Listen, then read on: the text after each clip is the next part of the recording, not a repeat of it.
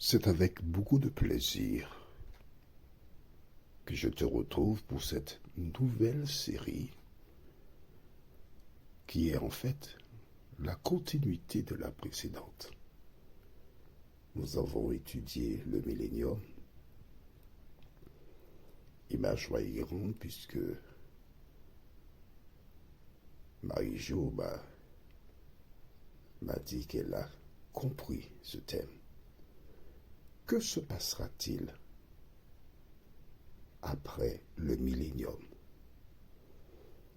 Je t'informe qu'il y a beaucoup d'idées qui t'ont été enseignées, mais elles sont éloignées de la vérité. Alors, une fois de plus, il est fondamental que tu aies ta Bible, le cahier de 300 pages, et de quoi noter afin de retenir la vérité. Aujourd'hui, notre thème est la promesse de Jésus. Nous avons deux références. Premièrement, 2 Pierre chapitre 3, le verset 13. 2 Pierre 3, verset 13. Et Apocalypse 21, verset 1 à 4. Apocalypse 21, le verset 1 à 4. Avant d'aborder ce thème, recherchons l'instructeur par excellence qui seul te permettra de comprendre les Écritures. Prions. Notre Seigneur et notre Dieu, nous tournons nos regards vers toi, afin que le Saint-Esprit vienne nous instruire et nous conduire dans toute la vérité. Seigneur, tandis que celles et ceux qui cherchent à rencontrer Jésus sont environnés de toute espèce d'enseignement contraire à la parole, cet esprit vient effacer de leur mémoire et permet qu'ils fassent comme les Béréens qui étudiaient la parole de Dieu. Merci de nous entendre et de nous exaucer, nous t'en prions, au nom de Jésus pour ta gloire éternelle. Amen. Nous allons donc dans le livre de 2 Pierre chapitre 3 et nous lisons le verset 13. Au risque de me répéter, je souhaite que tu lises en même temps que moi. Ne te contente pas d'écouter.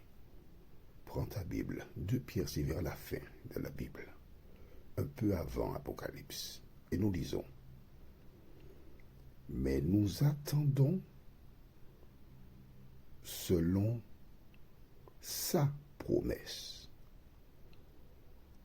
de nouveaux cieux et une nouvelle terre où la justice habitera. Arrêtons-nous ici. Jésus a fait une promesse. Jésus a fait plusieurs promesses. Parmi elles, nous avons dans Matthieu 11, versets 28 à 30, « Venez à moi, vous tous qui êtes fatigués et chargés, et je vous donnerai du repos. » Ça, c'est une promesse.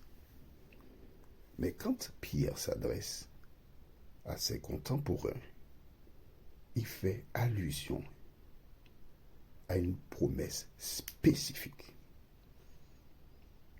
Il dit, mais nous attendons selon sa promesse.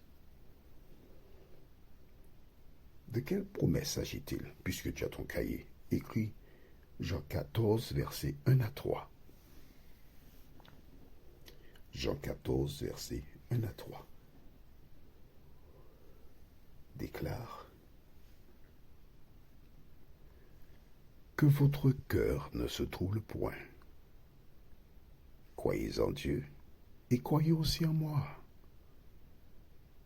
Il y a plusieurs demeures dans la maison de mon Père.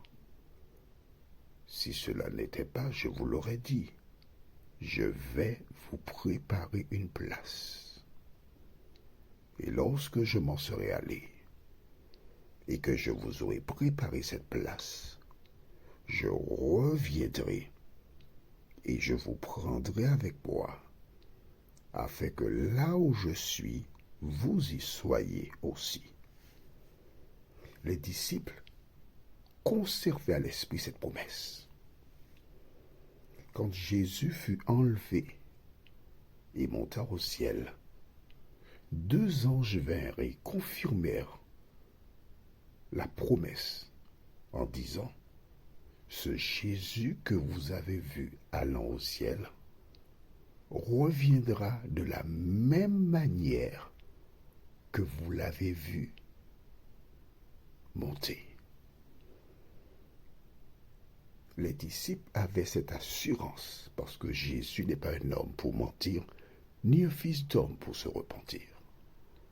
Ils attendaient la promesse. Quelle promesse? De nouveaux cieux et une nouvelle terre où la justice habitera. Ce qui fera la différence entre notre terre et celle que Jésus prépare, c'est que la justice y habitera. Qu'est-ce que la justice? La justice, c'est Jésus de Nazareth. Il habitera. C'est ça toute la différence. Les normes de cette nouvelle terre ne sont pas celles que nous connaissons aujourd'hui. Du reste, allons au livre de Apocalypse chapitre 21 et nous lisons les versets 1 à 4.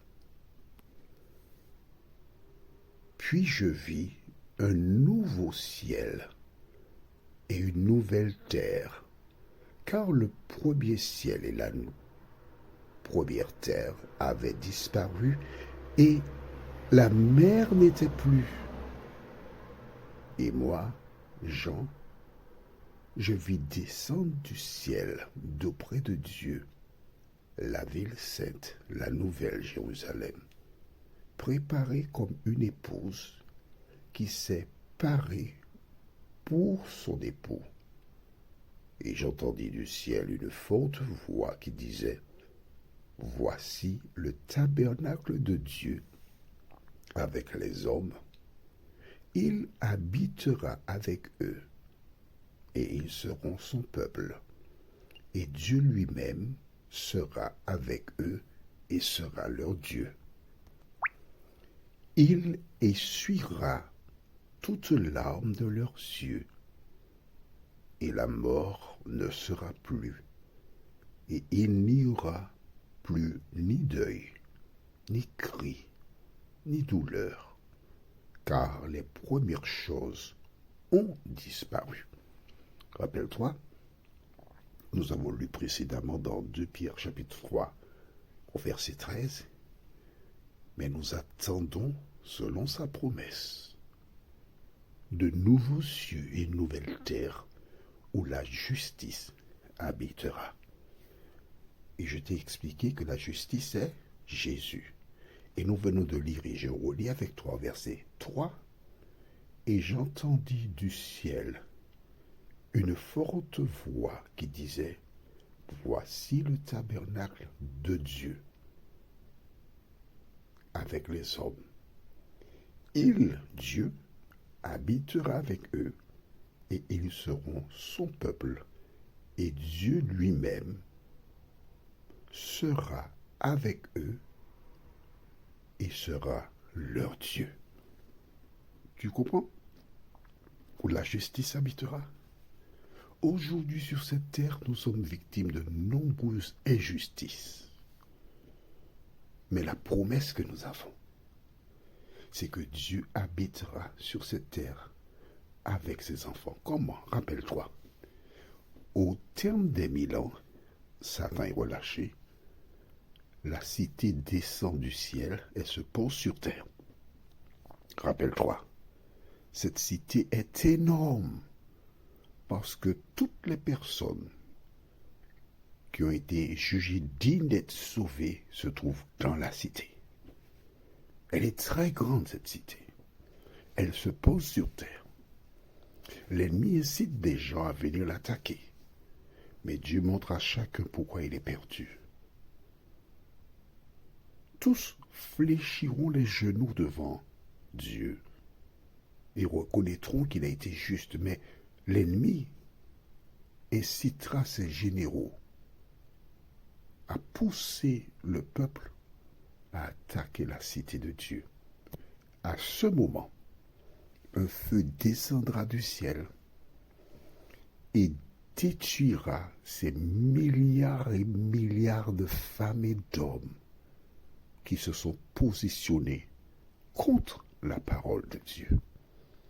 La terre sera purifiée. Tous les arbres qui portent des épines seront régénérés. Et alors, nous découvrirons les arbres et les fruits qui existèrent lors de la création. Où seras-tu? Parmi les rachetés, dans la cité ou à l'extérieur? C'est toi qui décides. En attendant, prions. Notre Seigneur et notre Dieu, nous te bénissons pour la parole, celle qui sauve. Nous te bénissons pour le bonheur de te connaître. Alors que tu nous as fait une promesse par l'intermédiaire de Pierre. Ensuite, Jean, l'auteur du livre d'Apocalypse, confirme et donne des éléments supplémentaires. Merci de nous aider à nous préparer pour ce grand jour, nous t'en prions. Au nom de Jésus et pour ta gloire éternelle. Amen. Que l'Éternel continue de te bénir et il me tarde de te retrouver.